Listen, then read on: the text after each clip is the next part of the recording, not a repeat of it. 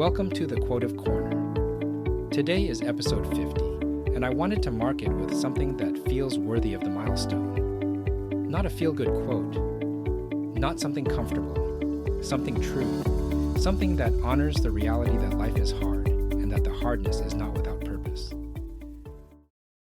Wisdom comes alone through suffering. That's Aeschylus, one of the founding fathers of Western dramatic literature, writing in Athens in the 5th century BC. He is considered the father of tragedy as a dramatic form.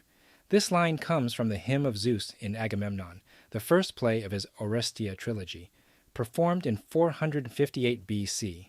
It is one of the oldest surviving pieces of dramatic literature in the Western world, and this particular passage has endured for 2.5 millennia. Not because it is comforting, but because it is accurate.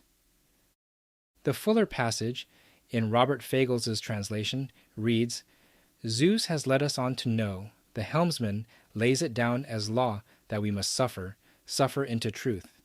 We cannot sleep and drop by drop at the heart. The pain of pain remembered comes again, and we resist, but ripeness comes as well." Suffer into truth. That phrase is worth contemplating for a moment before we go anywhere else. What Aeschylus is describing is not punishment.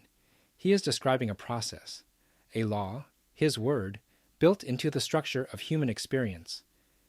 The idea that certain kinds of understanding cannot be reached by any other route, not by reading about it, not by being told, not by watching it happen to someone else, only by going through it yourself, at cost, in the dark, without a guarantee of what's waiting on the other side. We resist this idea, naturally. The instinct to avoid suffering is not a character flaw. It is how we survive. And the culture we live in has become extraordinarily sophisticated at offering alternatives to discomfort, distraction, numbness, noise, speed, the endless scroll of things designed to keep the hard feelings at arm's length. None of that is inherently evil. But Aeschylus is pointing at something those strategies cannot touch.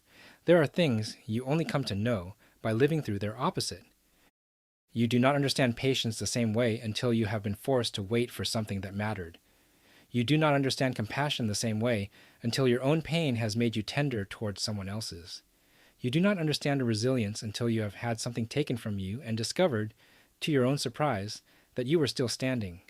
You do not understand forgiveness until it has cost you something to offer it. These are not things that can be downloaded. They are forged. And the forge is suffering. Viktor Frankl understood this with a clarity that few people have earned. He survived 4 Nazi concentration camps, including Auschwitz. He watched people he loved die. And what he observed, in himself and in the people around him, was that suffering does not automatically produce wisdom or resilience, but it creates the conditions in which those things become possible. The people who found meaning in their suffering, who found something, however small, to orient themselves toward, tended to survive not just physically but spiritually.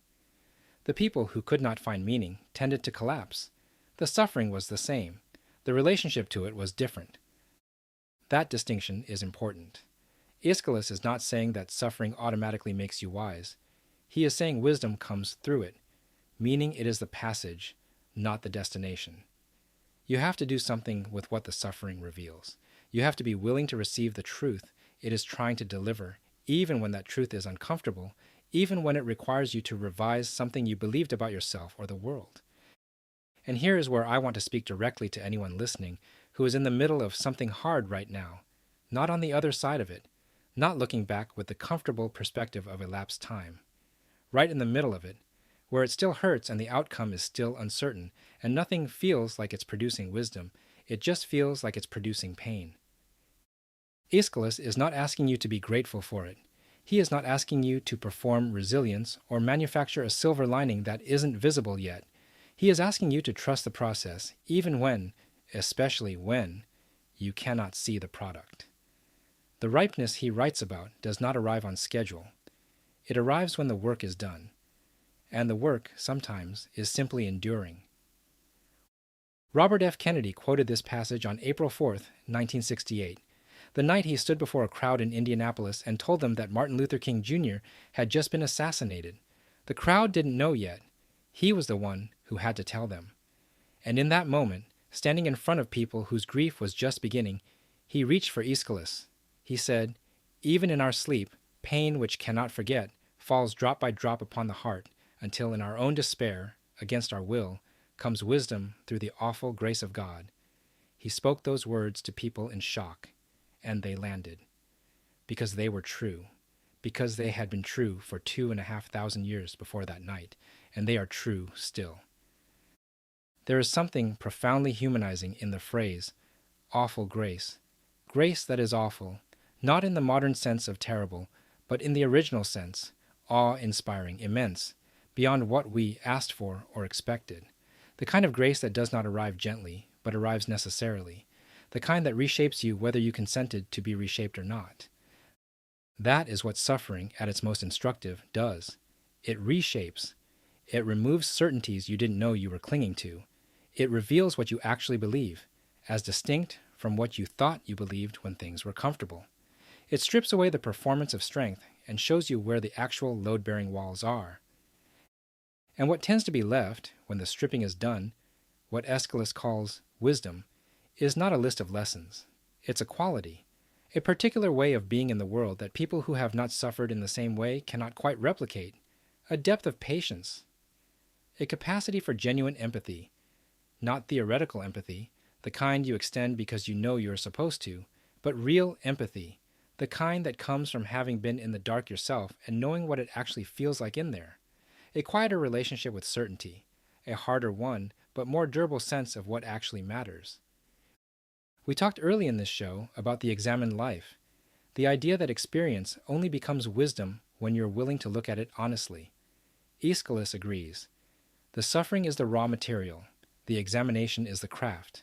Together, they produce something that no comfortable life, however well-intentioned, can manufacture. That doesn't make the suffering worth celebrating. It makes it worth not wasting.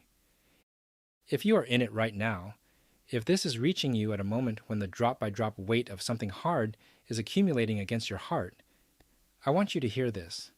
What you are carrying is not meaningless. What you are going through is doing something to you, even when it doesn't feel like anything except pain. The ripeness comes, not on your schedule, not packaged neatly, but it comes. Suffer into truth, and trust that the truth, when it arrives, will have been worth the passage. Thank you for 50 episodes at the Quotive Corner. Here's to whatever comes next. As always, wisdom isn't in the quote, it's in the reflection. I'll see you in the next episode.